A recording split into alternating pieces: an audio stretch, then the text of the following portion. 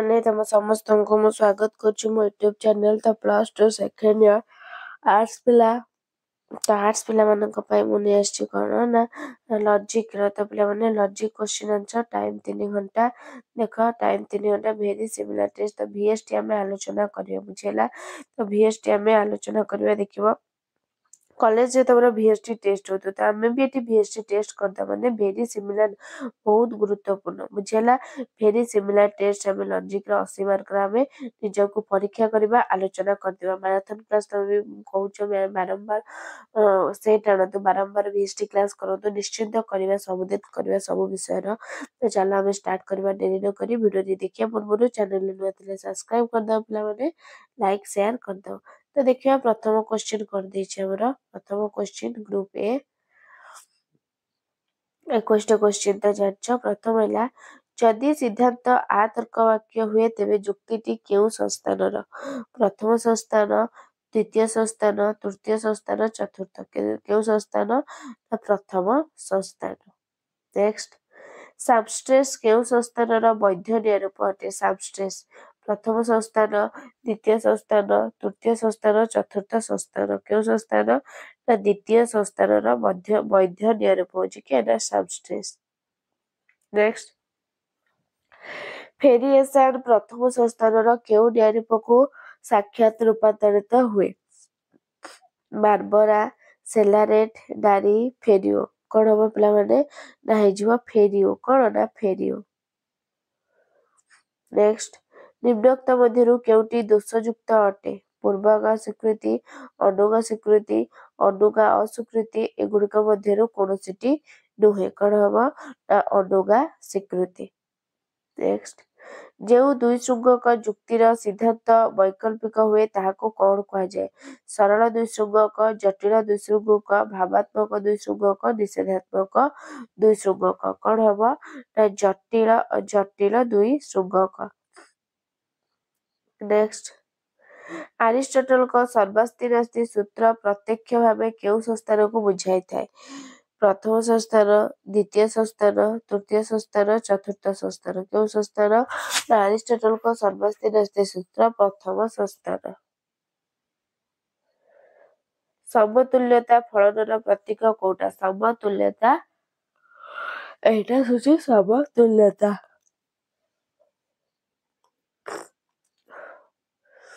Next फलन शब्दटी मुख्यतः केउठु आसी अछि फलन शब्दटी केउठु आसी अछि तर्कशास्त्र गणित शास्त्र त्रिपदी जुक्ति संविधान केउठी फलन शब्दटी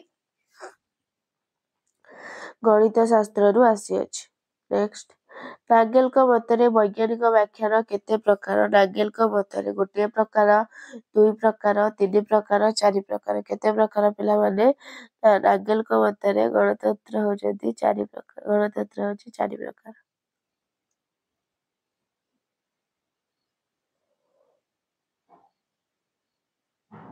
नेक्स्ट को देले निम्नलिखित मध्यरु केउटी न्याय अनुमानर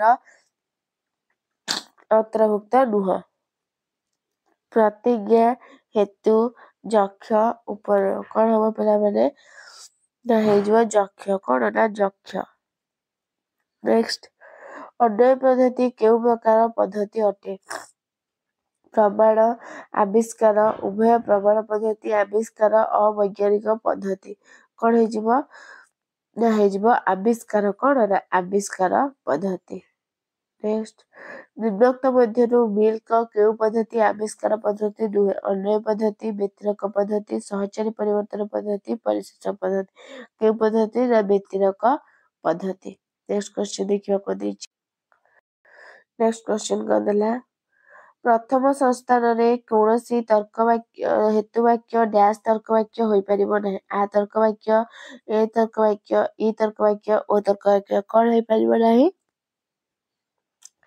ना हबो कोन ना ओ तर्क वाक्य होई परिबो नै नेक्स्ट अरिस्टोटल को सर्वास्ति नास्ति सूत्र प्रत्यक्ष भावे डैश संस्थान को दर्शाए प्रथम द्वितीय तृतीय चतुर्थ केउ संस्थान को देखाए ता प्रथम संस्थान को देखाए अरिस्टोटल को सर्वास्ति नास्ति सूत्र ନେକ୍ସଟ ସେସାର ପ୍ରତ୍ୟକ୍ଷ ଭାବରେ ପ୍ରଥମ ସଂସ୍ଥାନରେ ଡ୍ୟାସ୍କୁ ରୂପାନ୍ତରିତ ହୁଏ। ବାର୍ବରା ସେଲାରେଟାରି ଫେରିଓ କ'ଣ ହବ ପିଲାମାନେ ନା ସେସାର ସେଲାରେଟକୁ ରୂପାନ୍ତରିତ ହୁଏ।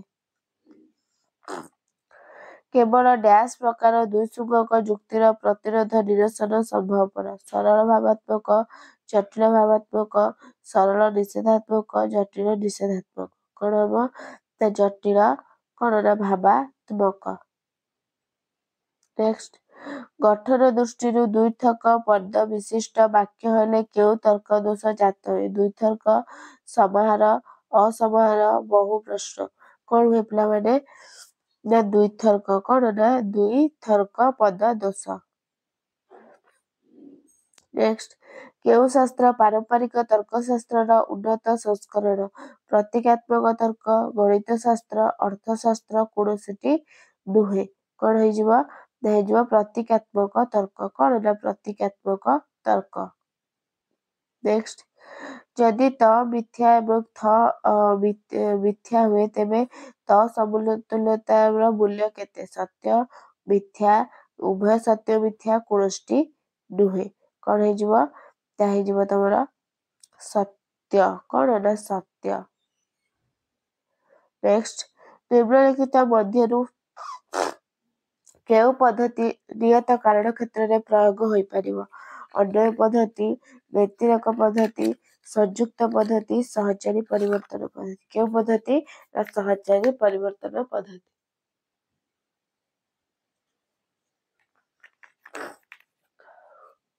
ନେକ୍ସଟ କ୍ୱେଶ୍ଚିନ୍ କ'ଣ ଦେଲା ପିଲାମାନେ ଦେଖିବା।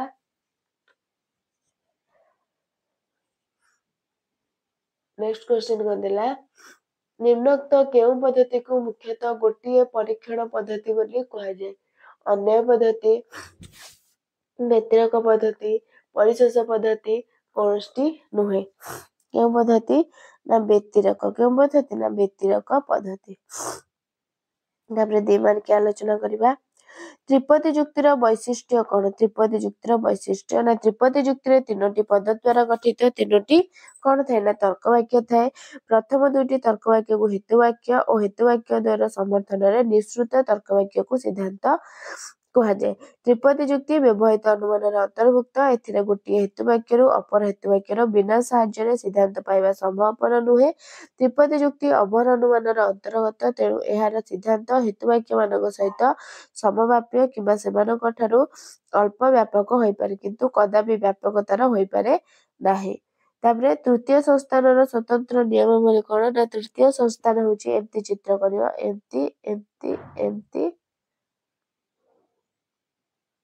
ଏମିତି। ଏଟା ହେଲା ମ, ଏଟା ହେଲା ମ, ଏଟା ହେଲା ପ, ଏଟା ହେଲା ସ, ଅତଏବ ସ ପ। ବୁଝିହେଲା। ସ୍ୱତନ୍ତ୍ର ନିୟମ ଆଇରେ ଦେଇ ଲେଖିବ। ତୃତୀୟ ସଂସ୍ଥାନରେ ପକ୍ଷାବୟବ ସଦର୍ଥକ ହୁଏ। ନେକ୍ସଟ 2 ପଏଣ୍ଟ ଲେଖିବ ଅନ୍ତତଃ ଗୋଟିଏ ହେତୁ ବାକ୍ୟ ସାମାନ୍ୟ ହୁଏ। 3 ଲେଖିବ କ'ଣ ନା ଅନ୍ତତଃ ସଂସ୍ଥାନର ସିଦ୍ଧାନ୍ତ ବିଶେଷ ତର୍କ ବାକ୍ୟ ହୁଏ। ନେକ୍ସଟ ରୂପାନ୍ତରୀକରଣ କ'ଣ ନା ଆରିଷ୍ଟଟଲଙ୍କ ମୌଳିକ ସୂତ୍ର ସାହାଯ୍ୟରେ ନ୍ୟାୟ ରୂପ ମାନଙ୍କର ପ୍ରାମାଣିକତା ପରୀକ୍ଷା କରିବା ନିମିତ୍ତ ରୂପାନ୍ତରୀକରଣ ଏକ ଅପରିହାର୍ଯ୍ୟ ଅବଲମ୍ବନ। ଏହି ଅର୍ଥରେ ରୂପାନ୍ତରୀକରଣ ସଂଜ୍ଞା ହେଉଛି ସର୍ବାସ୍ତି ନାସ୍ତି ସୂତ୍ର ସାହାଯ୍ୟରେ ପ୍ରାମାଣିକତା ପରୀକ୍ଷା କରିବା ନିମିତ୍ତ ସଦସ୍ୟ ସଂସ୍ଥାନର ନ୍ୟାୟ ରୂପ ମାନଙ୍କର ନିର୍ଦ୍ଦୋଷ ନ୍ୟାୟ ରୂପ ମାନଙ୍କୁ ପରିବର୍ତ୍ତନ ବୋଲି ଦିଆଯାଇପାରେ। ରୂପାନ୍ତରୀକରଣ 2 ପ୍ରକାର ସାକ୍ଷାତ ରୂପାନ୍ତରୀକରଣ ବା ପ୍ରତ୍ୟକ୍ଷ ଏବଂ ଅସାକ୍ଷାତ ବା ପରୋକ୍ଷ। ନେକ୍ସଟ କହିଦେଲେ ଚତୁର୍ଥ ସଂସ୍ଥାନର ବୈଧ ନ୍ୟାୟ ରୂପ ମାନଙ୍କର ନାମ। ଚତୁର୍ଥ ସଂସ୍ଥାନର ନା ଚତୁର୍ଥ ସ୍ଥାନରେ ଥିବା ବୈଧ ନ୍ୟାୟ ରୂପ ମାନଙ୍କ ନାମ ହେଲା ପ୍ରାମାଣ୍ଡିମ୍, ସାମନେସ୍, ନିମାନିସ୍, ଫେସୋପା ଏବଂ ଫ୍ରେସେସୋ। ନେକ୍ସଟ ଦ୍ୱିଶୃଙ୍ଗକ ଯୁକ୍ତିର ନିରସନ ନିୟମ ନା ଦ୍ୱିଶୃଙ୍ଗକ ଯୁକ୍ତିର ଅଶୁଦ୍ଧି ପ୍ରଦର୍ଶନ କରିବା ନିମିତ୍ତ ଗୋଟିଏ ପ୍ରତିରୋଧୀ ଦ୍ୱିଶୃଙ୍ଗକ ଯୁକ୍ତି ଗଠନ ଆବଶ୍ୟକତା ପଡ଼େ। ପ୍ରତିରୋଧୀ ଦ୍ୱିଶୃଙ୍ଗକ ଯୁକ୍ତିର ସିଦ୍ଧାନ୍ତ ପ୍ରଦତ୍ତ ସିଦ୍ଧାନ୍ତର ବିପରୀତ ହୁଏ ତେଣୁ ମୂଳ ଦ୍ୱିଶୃଙ୍ଗକ ଯୁକ୍ତିର ସିଦ୍ଧାନ୍ତ ଅନିବାର୍ଯ୍ୟ ନୁହେଁ ବୋଲି ପ୍ରମାଣିତ ହୁଏ। ଏହାକୁ ପ୍ରତିରୋଧୀ ଦ୍ୱିଶୃଙ୍ଗକ ଯୁକ୍ତି ସାହାଯ୍ୟରେ ନିରସନ ବୋଲି କୁହାଯାଏ। ଆପ୍ତଦ୍ୱୟୀ ତର୍କ ଦୋଷ କ'ଣ ନା କୌଣସି ମତର ସପକ୍ଷରେ ବା ବିପକ୍ଷରେ କୌଣସି ପ୍ରୟୋଜନୀୟ ଯୁକ୍ତି ଉପସ୍ଥାପିତ ନ କରି ଯଦି ଶାସ୍ତ୍ର, ପୁରାଣ ଅଥବା ପ୍ରତିଷ୍ଠାବାନ ବ୍ୟକ୍ତି ବା ଅନୁଷ୍ଠାନର ମତାମତ ଉପରେ ନିର୍ଭର କରି ସିଦ୍ଧାନ୍ତ ଗ୍ରହଣ କରାଯାଏ ତେବେ ଆପ୍ତଦ୍ୱୟୀ ତର୍କଦୋଷ ଜାତ ହୁଏ। ଏଠାରେ ସିଦ୍ଧାନ୍ତଟି ଆପ୍ତ ବାକ୍ୟର ସମର୍ଥନ ଲାଭ କରୁଥିବାରୁ ତାହା ଯୁକ୍ତିଯୁକ୍ତ ବୋଲି ମନେ କରାଯାଏ। ଉଦାହରଣ ସ୍ୱରୂପ ଅହିଂସା, ପରମ ଧର୍ମ, କାରଣ, ବୁଦ୍ଧ ଏବଂ ମହାତ୍ମା ଗାନ୍ଧୀ ଉଭୟ ଏହା ହିଁ ପ୍ରକାର କରିଥିଲେ। ତାପରେ ଆପ୍ତଦ୍ୱୟୀ ଏ ତର୍କ ଦୋଷ ଗଲା। ଅବ୍ୟାପ ହେତୁପଦ ଦୋଷ କଣ? ତ୍ରିପଦୀ ଯୁକ୍ତିରେ ସାଧାରଣ ନିୟମ ଅନୁସାରେ ମଧ୍ୟପଦ ବା ହେତୁପଦ ହେତୁବାକ୍ୟ ଦ୍ୱାରା ଅନ୍ୟନ ଥରେ ବ୍ୟାପ୍ୟ ହେବା ଉଚିତ। ଯେଉଁ କ୍ଷେତ୍ରରେ ମଧ୍ୟପଦ ଆଦୌ ବ୍ୟାପ୍ୟ ହୋଇନଥାଏ ସେଠାରେ ଯୁକ୍ତି ଦୋଷ ଯୁକ୍ତ ହୁଏ ଏବଂ ଏହି ଦୋଷକୁ ଅବ୍ୟାପ୍ୟ ମଧ୍ୟପଦ ଦୋଷ କୁହାଯାଏ। ଯଥା ସମସ୍ତ ଛାତ୍ର ବୁଦ୍ଧିମାନ ଆ, ସମସ୍ତ ଛାତ୍ରୀ ବୁଦ୍ଧିମାନ ଆ, ଅତଏବ ସମସ୍ତ ଛାତ୍ର ବୁଦ୍ଧିମାନ ଅଟନ୍ତି ଆ। ଏଠାରେ ମଧ୍ୟପଦ ବୁଦ୍ଧିମାନ ଉଭୟ ହେତୁବାକ୍ୟରେ ଆ ତର୍କ ବାକ୍ୟର ବିଧେୟ ରୂପେ ଅବ୍ୟାପ୍ୟ, ତେଣୁ ଯୁକ୍ତିଟି ଅବ୍ୟାପ୍ୟ ମଧ୍ୟପଦ ଦୋଷଯୁକ୍ତ ଅଟେ। ତାପରେ ନେକ୍ସଟ କ୍ୱେଶ୍ଚିନ୍ କହିଦେଲା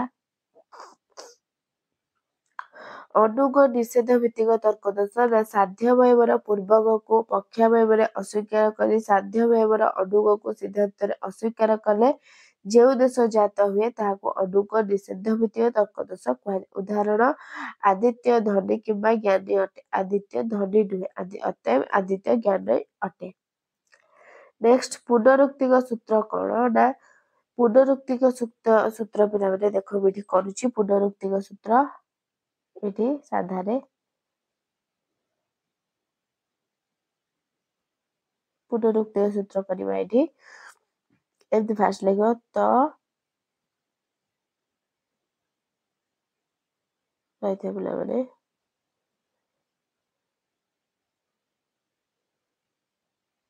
ତ ଏମିତି ତ ଗୋଟିଏ ତାପରେ ଲେଖିବ ଗୋଟିଏ ପୁନରୁକ୍ତିକ ସୂତ୍ର ଅଟେ। ସତ୍ୟ ସାରଣୀ ପଦ୍ଧତି ମାଧ୍ୟମରେ ଏହାର ପ୍ରାମାଣିକତା ପରୀକ୍ଷା କରାଯାଇପାରେ। ସତ୍ୟ ସାରଣୀ କେମିତିଆ ନା ବକ୍ସ କରିବ ଏମିତି ଦବ ଏମିତି ଏମିତି ଲେଖିବ ତ ଏଠି ଲେଖିବ ଏମିତି ତରଙ୍ଗ ଦେଇକି ତ ବୁଝିହେଲା। ଏଠି ଲେଖିବ ବୁଝିପାରିଲ। ଏଠି ଲେଖିବ ତ ତାପରେ ଏମିତି ତରଙ୍ଗ ତ ତାପରେ ତ ଏମିତି ତରଙ୍ଗ ତ ବୁଝିହେଲା। ଏଠି ତ ଲେଖିବ ତାପରେ ଏମିତି ଏତିକି ତାପରେ ଏଠି 1 0 1 ତାପରେ 0 1 1 ବୁଝିହେଲା। ଏମିତି ସତ୍ୟ ସାରଣୀ। ତାପରେ ଆସିବ କଣ ନା ବିରୁଦ୍ଧ ଫଳନର ସତ୍ୟ ସାରଣୀ। ବିରୁଦ୍ଧ ଫଳନର ସତ୍ୟ ସାରଣୀ କେମିତି କରିବା? ତ ତାପରେ ଏମିତି ଗାର ତ ବିରୁଦ୍ଧ 1 ହେଲେ 0 0 ହେଲେ 1 ଏଟା ହେଲା ବିରୁଦ୍ଧ। ଏତିକି 2 ମାର୍କ ପାଇଯିବ। ତାପରେ ଆସିଲା ପରିସଂଖ୍ୟାନ ପଦ୍ଧତି। ସହଚାରୀ ପରିବର୍ତ୍ତନ ପଦ୍ଧତି କାରଣର ପରିମାଣାତ୍ମକ ଲକ୍ଷ୍ୟ ଉପରେ ଆଧାରିତ। ତେଣୁ କାରଣର ପରିମାଣାତ୍ମକ ପରିବର୍ତ୍ତନ ଘଟିଲେ କାର୍ଯ୍ୟରେ ପରିମାଣାତ୍ମକ ପରିବର୍ତ୍ତନ ଘଟିବା ସ୍ୱାଭାବିକ। କାରଣ ଓ କାର୍ଯ୍ୟ କ୍ଷେତ୍ରରେ ଘଟୁଥିବା ଏହି ପରିମାଣାତ୍ମକ ପରିବର୍ତ୍ତନକୁ ଗାଣିତିକ ଭାଷାରେ ଅର୍ଥାତ୍ ସଂଖ୍ୟା ବା ରେଖାଚିତ୍ର ଦ୍ୱାରା ପ୍ରକାଶ କରାଯାଇପାରେ। ତେଣୁ ଏହି ପଦ୍ଧତିକୁ ପରିସଂଖ୍ୟାନ ପଦ୍ଧତି ବା ରେଖାଚିତ୍ର ପଦ୍ଧତି ବୋଲି କୁହାଯାଏ। ନେକ୍ସଟ ଲୋକପ୍ରିୟ ବ୍ୟାଖ୍ୟାନ ବୋଲି କାହାକୁ କୁହାଯାଏ? ଲୋକପ୍ରିୟ ବ୍ୟାଖ୍ୟାନ ନିଜ ଧାରଣା ଅନୁସାରେ କୌଣସି ଘଟଣାକୁ ବ୍ୟାଖ୍ୟା କରିବାକୁ ଲୋକପ୍ରିୟ ବ୍ୟାଖ୍ୟାନ କୁହାଯାଏ। ଏହି ପ୍ରଥା ପରମ୍ପରା, ଅନ୍ଧବିଶ୍ୱାସ, କୁସଂସ୍କାର ଇତ୍ୟାଦିକୁ ଆଧାର କରି ହୋଇଥାଏ। କୌଣସି ଏକ ପ୍ରେତାତ୍ମାକୁ ଲକ୍ଷ୍ୟ କରି ଦୂରରେ ଥିବା ପଦାର୍ଥକୁ ବ୍ୟାଖ୍ୟା କରିବାକୁ ଲୋକପ୍ରିୟ ବ୍ୟାଖ୍ୟାନ କୁହାଯାଏ। ଏହି ପ୍ରକାର ବ୍ୟାଖ୍ୟାନ ଅଯଥାର୍ଥ, କାଳ୍ପନିକ ଓ ଆଦି ଭୌତିକ ସତ୍ତାମାନଙ୍କ ସ୍ଥିତିକୁ ପ୍ରାଧାନ୍ୟ ଦିଏ ଏବଂ ଏହା ଯୋଗୁଁ ପ୍ରକୃତି ତାହାର କୌଣସି ସତ୍ୟ ଉଦ୍ଘାଟନ କରିପାରେ ନାହିଁ। ତ ବୁଝିହେଲା। ତାପରେ ଆସିଲା 3 ମାର୍କିଆ କଣ ନା ମୌଳିକ ନ୍ୟାୟରୂପ କଣ? ନିର୍ଦ୍ଦେଶ ସଦସ୍ୟ ନ୍ୟାୟରୂପ ପାର୍ଥକ୍ୟ, ଅନୁଗ ନିଷେଧ ଭିତ୍ତିକ ତର୍କ ଦୋଷ, ବ୍ୟତିରେକ ପଦ୍ଧତିର କଣ ନା ଅପକର୍ଷ ମାନେ, ଡାରାପ୍ଟିର ପ୍ରତ୍ୟକ୍ଷ ରୂପାନ୍ତରଣ, ଆପାଦାନ ଫଳ, ସତ୍ୟ ସାରଣୀ, ସର୍ବାସ୍ତି ନାସ୍ତି ସୂତ୍ର, ମିଶ୍ର ପ୍ରାକଳ୍ପିକ ଯୁକ୍ତି, ଅବ୍ୟାପ୍ୟ ହେତୁକ ଦୋଷ, ସମବ୍ୟାପ୍ତି ଅସମବ୍ୟାପ୍ତି, ସଂଯୁକ୍ତ ପଦ୍ଧତିର ଅପକର୍ଷ, ଲୋକପ୍ରିୟ ବ୍ୟାଖ୍ୟାନ। ତାର 8 ମାର୍କିଆ ସାମଷ୍ଟେନ୍ସର ନ୍ୟାୟରୂପ, ପରୋକ୍ଷ ରୂପାନ୍ତରୀକରଣ କରିବ। ଦୁଇ ଶୃଙ୍ଗ ଯୁକ୍ତିର ଆକାରଗତ ବୈଧତା ନିର୍ଣ୍ଣୟ କରିବା ଲାଗି ନିୟମାବଳୀ ଉଲ୍ଲେଖ, ସଂଯୋଜକ, ସମତୁଲ୍ୟତା, ଫଳର ସତ୍ୟ ସାରଣୀ, ସହଚାରୀ ପରିବର୍ତ୍ତନ ପଦ୍ଧତିକୁ ଉଲ୍ଲେଖ, ଲୋକପ୍ରିୟ ବ୍ୟାଖ୍ୟାନ ଓ ବୈଜ୍ଞାନିକ ପାର୍ଥକ୍ୟ, ଉଦାହରଣ, ତା ସତ୍ୟ ସାରଣ, ବୈଧତା ପ୍ରତିପାଦନ କରିବ। ତାପରେ ଦେଖିବା ଆନ୍ସର 3 ମାର୍କିଆର। ଦେଖ ଗ୍ରୁପ ସି ର ଆନ୍ସର ମୌଳିକ ନ୍ୟାୟରୂପ ବିଶ୍ଳେଷଣ କରିବ। ମୌଳିକ ନ୍ୟାୟରୂପ ଦେଖ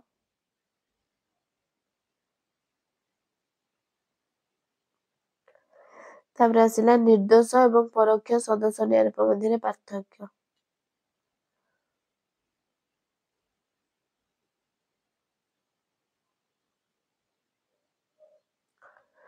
ତାପରେ ଦେଖ ପିଲାମାନେ କଣ ଦେଲା, ଅନୁଗ ନିଷେଧ ଭିତ୍ତିକ ତର୍କ ଦୋଷ ସମ୍ପର୍କରେ ଲେଖିବ।